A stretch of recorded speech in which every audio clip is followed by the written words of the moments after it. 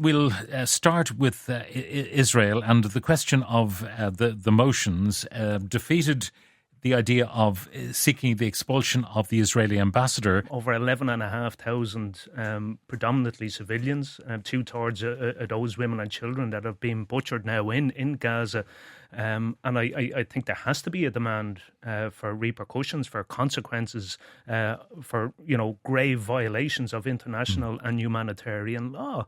And what we're seeing here now is an emboldened Israel carrying out with perceived impunity crimes against humanity. And there has to be consequences. And first and foremost, there has to be a push for a ceasefire. There has to be humanitarian access to the 2.3 million Palestinians locked in the Gaza Strip.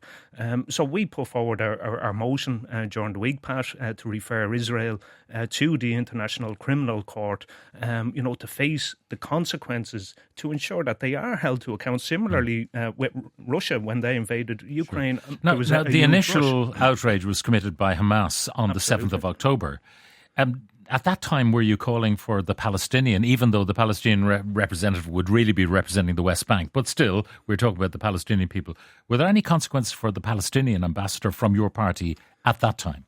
Well, look, I mean, what we're seeing here now, but then, because that outrage happened before, obviously, Israel responded. It took them a little time to, first of all, declare war on Hamas and then start bombing Gaza. It looked like indiscriminately almost. But was there any call from your party in that interregnum for some penalty for the Palestinians? Well, look, I mean, what we're seeing here now is 75 years of failure of the international community. No, but I'm talking about the particular outrage. And I'll get to that. And absolutely, what happened on October the 7th was absolutely barbarous. That has to be totally and unequivocally condemned by everyone, and has been, very, very strongly criticised by the Palestinian Authority also. And I know there are issues there, a difference. Obviously, the Palestinian Authority do not represent Hamas, and there has to be a distinct difference there. And I know the Palestinian ambassador has been out, as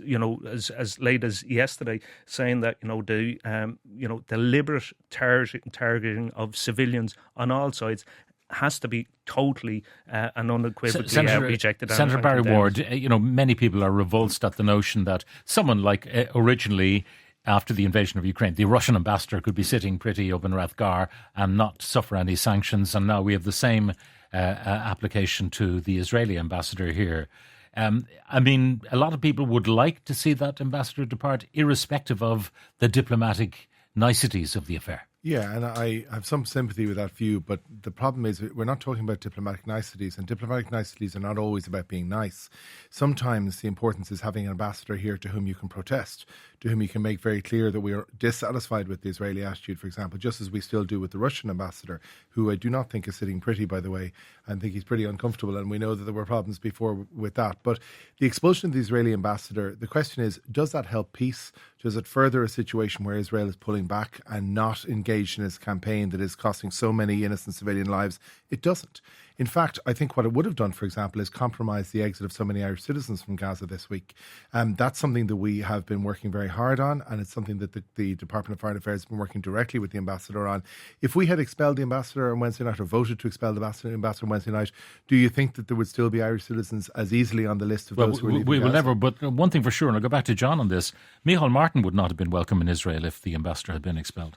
Well, I think, Barry, alluded to a point there that, the Irish citizens in Gaza are being held hostage by Israeli, if you were to follow that logic. And that appears explain to be that to me again. The logic. Well, he said if we had expelled the Israeli ambassador, Irish citizens would not be exiting Gaza. So, is Barry... So what control do you think, Barry, that the Israelis have over what happens at the Rafah crossing? Well, they have every control. The Israelis control the Rafah crossing. Otherwise, so Irish citizens are held hostage in Gaza hang on by a second, Israel. John. Let's be absolutely clear about this. At the same time that we're talking to the Israelis at every level, diplomatic and governmental level, saying we need you to facilitate the exit of between 60 and 90, depending whether you include dependents of Irish citizens from Gaza. At the same time we're asking you that, we're turning around and saying we're now going to expel your ambassador, we're going to cut off this line of communication, and we're going to expect you to continue to deal with us in exactly the same way, in the same good faith way that you have to date. The notion, as you say, Pat, that Micheál Martin would have been welcome in Israel when at the same time we were trying to cut diplomatic relations with Israel is a nonsense. And it shows the complete failure of Sinn Féin to understand how these things work at an intergovernmental I think the push level. here, and I hope Barry would agree with this, that there has to be consequences. One consequence should be the expulsion of the Israeli ambassador, but there's a whole suite of other options that are open to the Irish state. And when the Taoiseach Leo Varadkar says there has to be consequences for the violations carried out by Israel, but maybe Barry will allude to what those consequences should be. Perhaps you don't want to think about this, but if you go back to the time when Gerry Adams wasn't allowed into the United States because of the actions of the armed wing of your movement, which is the Provisional IRA. I mean, the campaign on your part was, let this guy out, let him speak on our behalf, let him speak on behalf of the people who are committing these atrocities and explaining why they're doing it. See, Pat, the difference was there was a clear path for peace.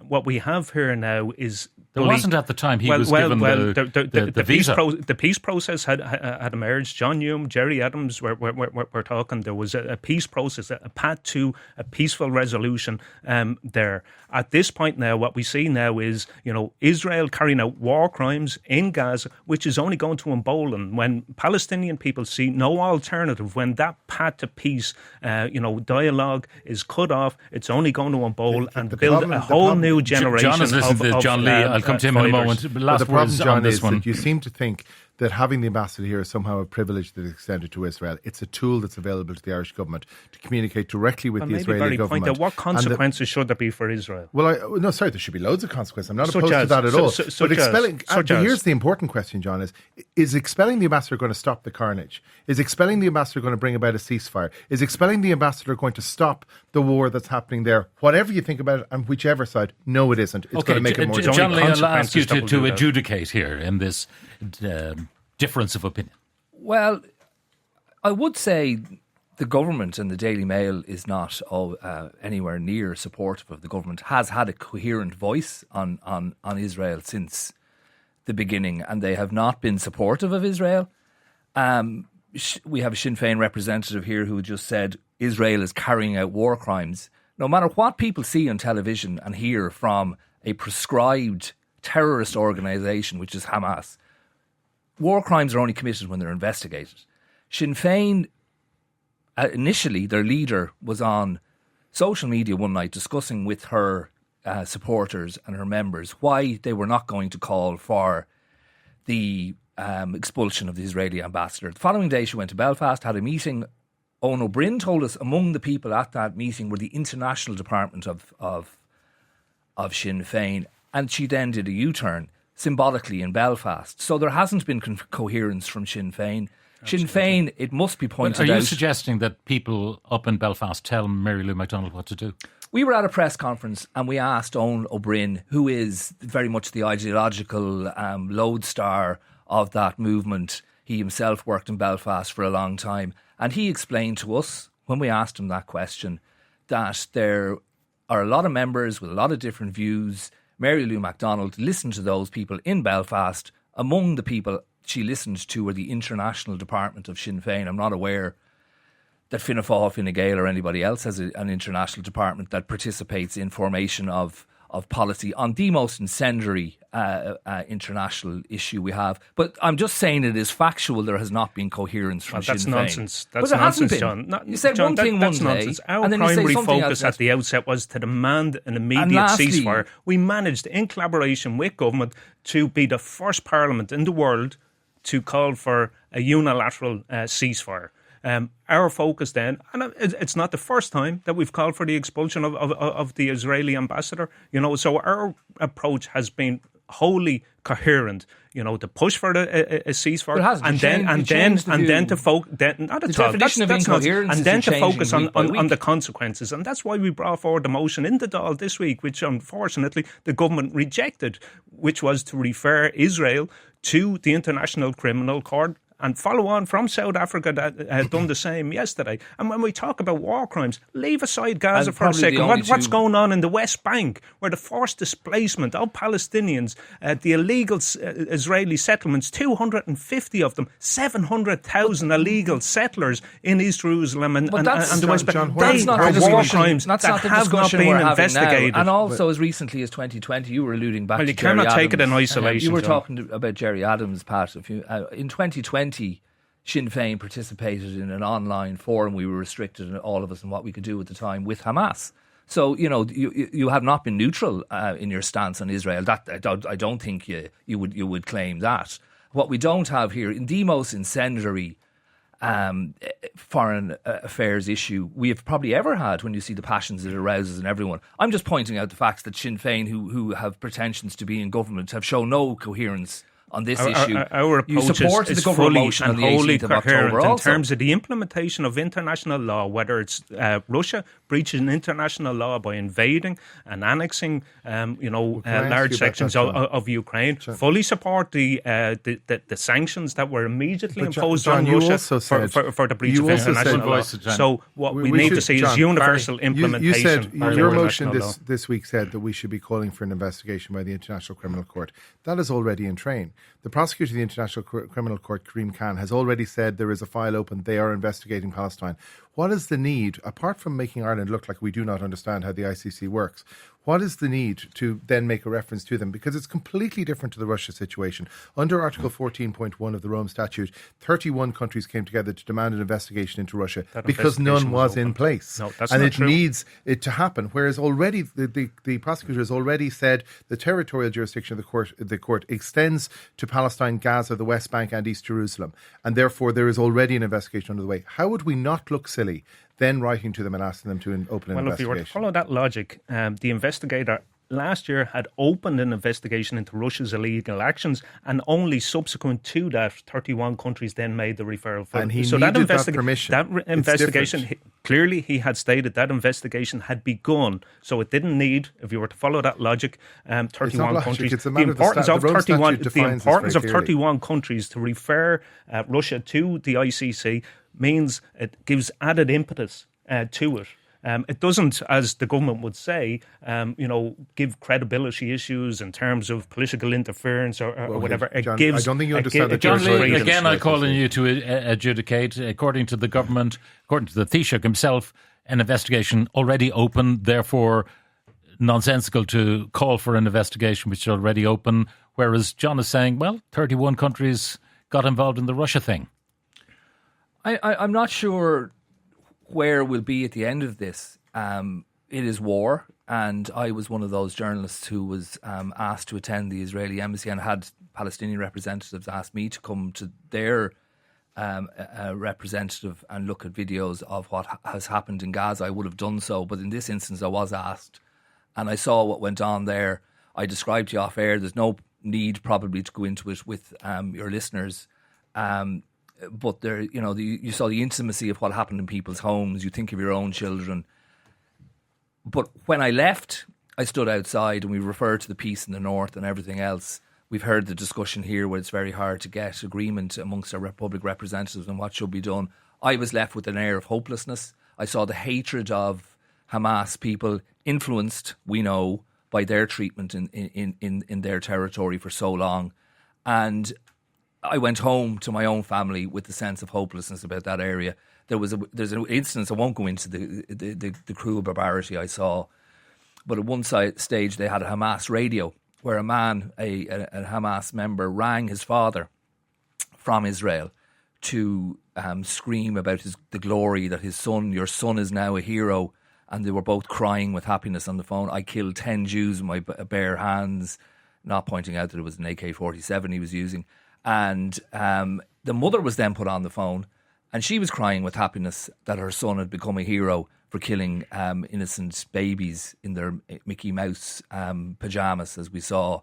And one walked away thinking, oh my God, how is a resolution ever going to become about in this area? And I can't see it. Israel is at war. When I saw that video, I was left in no doubt that they will not finish until Hamas is obliterated. Whatever people And decide. by the about way, referring that is the stated objective of Hamas. On the other hand, to get rid of the state of Israel. So, all right, we're not going to solve. Yes, do you want to say Well, one I just more want thing? to come back in the ICC because there is an important difference between Russia and Israel on this. The investigation had not started. There is a pre-trial chamber within the ICC that is required to authorise investigations unless there is a request by member states, of which Russia is not one, under Article 14.1 of the Rome Statute. So there is a difference.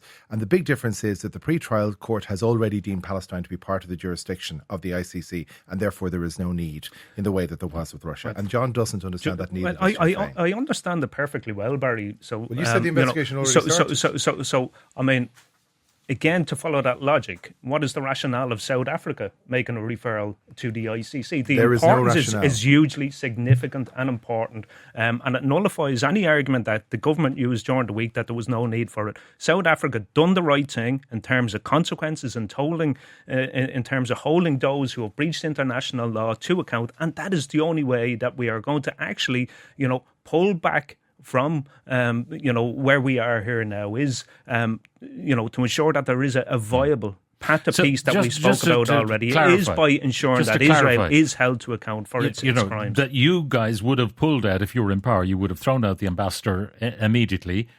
Would you have had any pause for thought about the Irish people, the Irish citizens, passport holders who were therefore holed up in Gaza and couldn't get out, and what consequences it might have for them?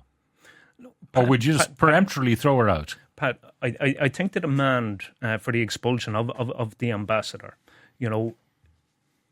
speaks volumes in terms of where the Irish public are at, in terms of what consequences. Again, Leo Varadkar said there needs to be consequences, and the government haven't, painted a picture as to what those consequences look like. Okay, but you would have thrown her out, end off. Irrespective of the consequences. We would put in place a suite of measures to ensure that there are consequences. The implementation of the occupied territories, bringing forward the illegal Israeli settlement divestment bill, and we've talked about this measures. For years, and they've ignored United Nations votes and all the rest of it. But my question really was, would you have thrown her out straight away, even though Irish citizens were still in Gaza? It got to a point where diplomacy was failing. Israel had been emboldened. Israel has been emboldened by the international community to Would you have thrown her out? Absolutely. Immediately? Well, not immediately. We didn't immediately call for her expulsion, as I said, Pat. Our primary focus was to demand a ceasefire. John Lee? Well, I don't think throughout the Cold War, for instance, the US expelled the Russian ambassador. From my history, I think the British delegation left Berlin in 1939 when they had declared war on each other. Again, it just indicates, and Johnny is an extremely admired public representative of Sinn Fein, or an admirable democratic elected party, but it does just bang of incoherence. And this party does have pretensions to be in power next time out. And if this is an indication of John, can I just put it to Belfast dictating policy on something like this, when we have a former Minister for Foreign Affairs, Charlie Flanagan, last year calling for the expulsion of the Russian ambassador, along with a number of members of both Fianna Fáil and Fine Gael, calling for the expulsion of the Russian ambassador, whilst fully aware that there was a large number of Irish citizens caught up in the conflict, the invasion in Ukraine. So, is there an incoherent, position there when we have a former minister of Foreign Affairs calling for? I don't agree with him in a lot of regards, but I agree with him in that.